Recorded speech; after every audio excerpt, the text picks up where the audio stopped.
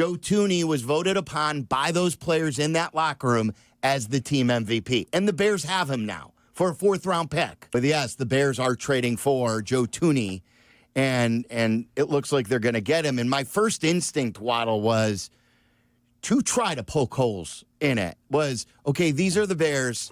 What do you do here? He's 32. He's in the last year of his deal. Don't they ever draft anybody? And then you really start sitting down and you start thinking, well, he's playing his best football of his career. Wherever he's gone, he's won. He's a selfless guy. He moved to tackle. They need to get better, especially in the middle. And you only gave up a fourth-round pick for an all-pro player, not just a Pro Bowler, but an all-pro player. And sometimes you've just got to sit back and say, you know what, this is something that even though you're skeptical of a front office, it makes all the sense in the world. And I applaud the move. So it was one where I don't think you could come out and try to hot take it. And maybe that was your first take immediately when you saw it, like, hey, hell yeah, they got Joe Thuney. But it's especially considering what they've given up other draft picks for, whether it was a sixth-rounder for Feeney, a fifth-rounder for Bates. They drafted a punter with a fourth-rounder in the past. You got Joe freaking Thuney at 32 years old. And then the other comp I made was, this reminds me strongly of the Reuben Brown move. Reuben Brown was not a traded player, but Reuben Brown, when the Bears acquired him, was a four-time second-team All-Pro. He wasn't quite a first-team All-Pro, but a hell of a player. He was on the 50th All-Anniversary Bills team, who made 9 Pro Bowls in his career, 8 with the Bills. And when he was 32 years old, he signed with the Bears in 2004. Now, this is his history with the Bears is pretty much what happens with a 32-year-old in a nutshell. He had a couple of injury-plagued years, but in 2006, he helped get the Bears to the Super Bowl, and he made the Pro Bowl. So he was a part of Jerry Angelo's retooling of the offensive line when they needed that. So I think the Reuben Brown comp is an interesting one, too, to Joe Thuney. And I'm not going to criticize this move. I just think that this makes all the sense in the world. We are prone to ask questions because of the last 3 years and how they've gone about building their team and the lack of overall success. When you trade for Jonah Jackson, you ask the question, is he healthy? He only played 4 games last year. The Rams signed him to a 3-year, $51 million deal. Why would they be willing to cut him loose after 1 year? He only played 13 games a year before. He only played 12 games the year before that. Yes, he's been with Ben Johnson in the past in Detroit, but is this a guy that has trouble consistently being on the field week in and week out? We've done that with Tevin Jenkins. These are questions that go through your mind. When you trade for Joe Thuney, you think as well, he's going to be 33 in November.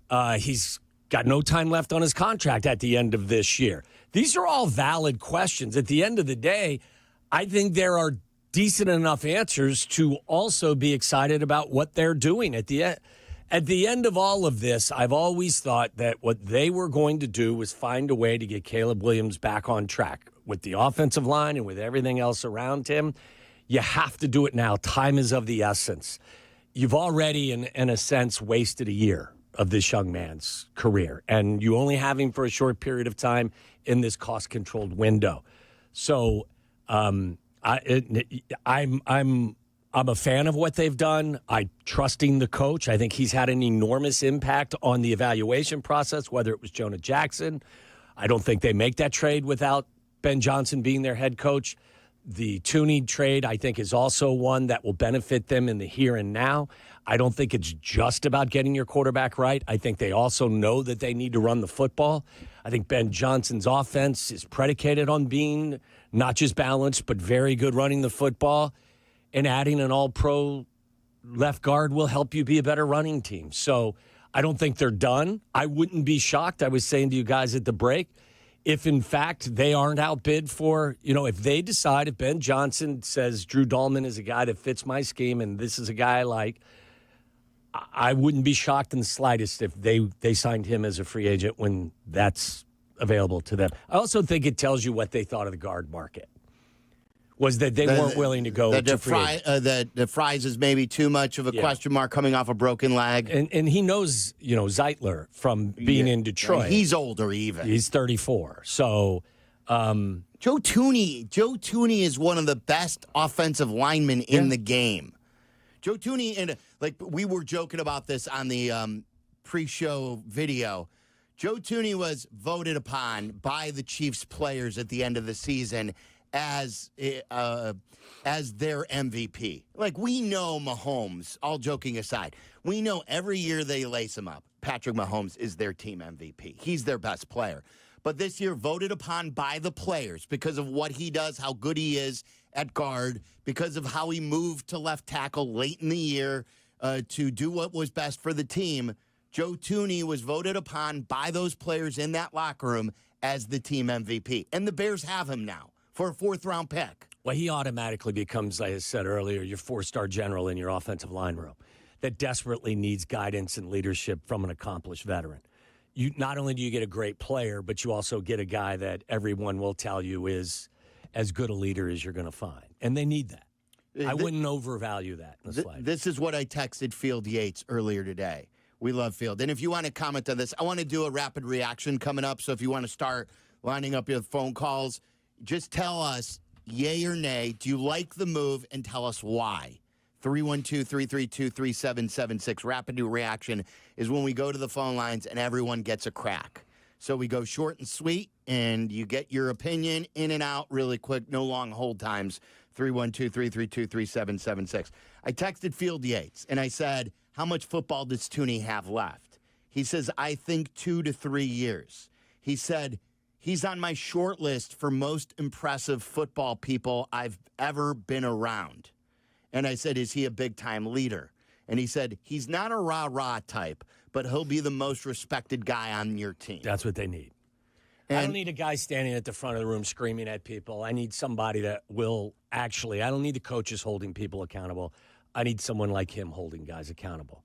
We knew who was in charge when we were in the locker room.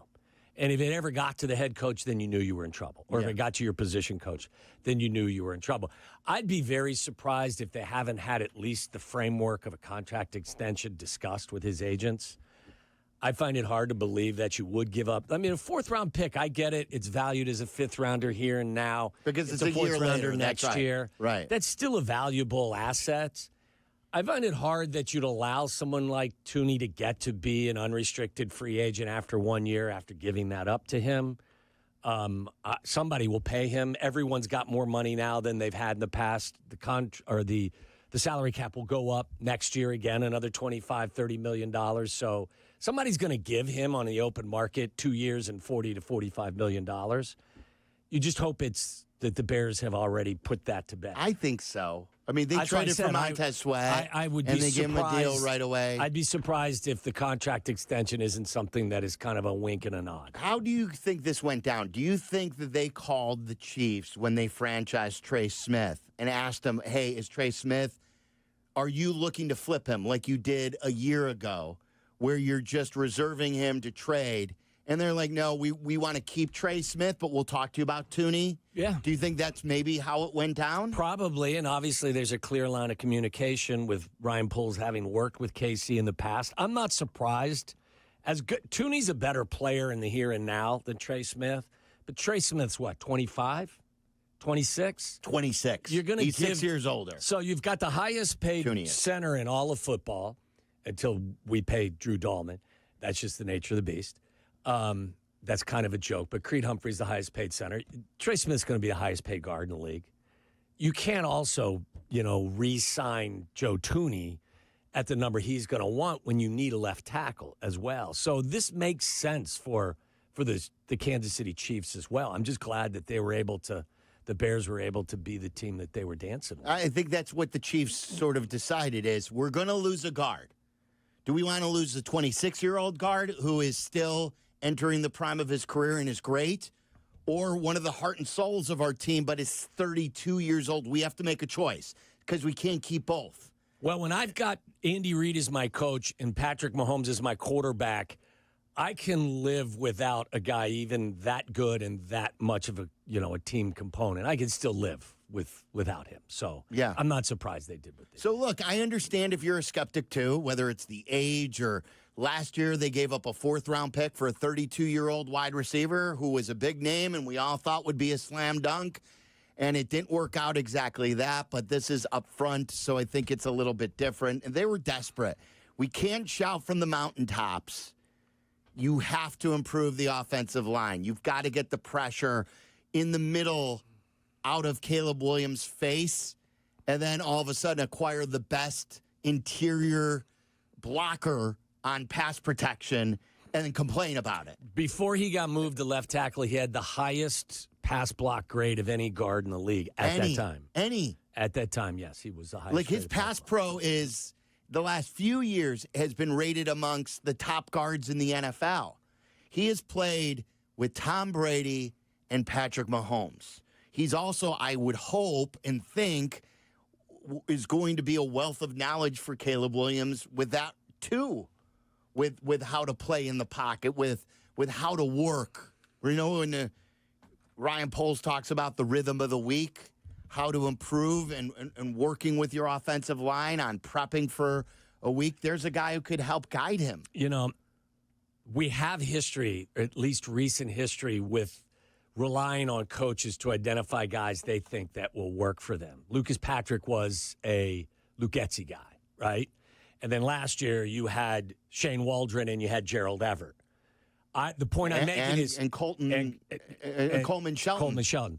The point I'm making is I'm more comfortable personally with Ben Johnson being the talent evaluator than I would be with Luketzky and with Shane Waldron doing this in the previous 2 years. Sure, and you get what you pay for.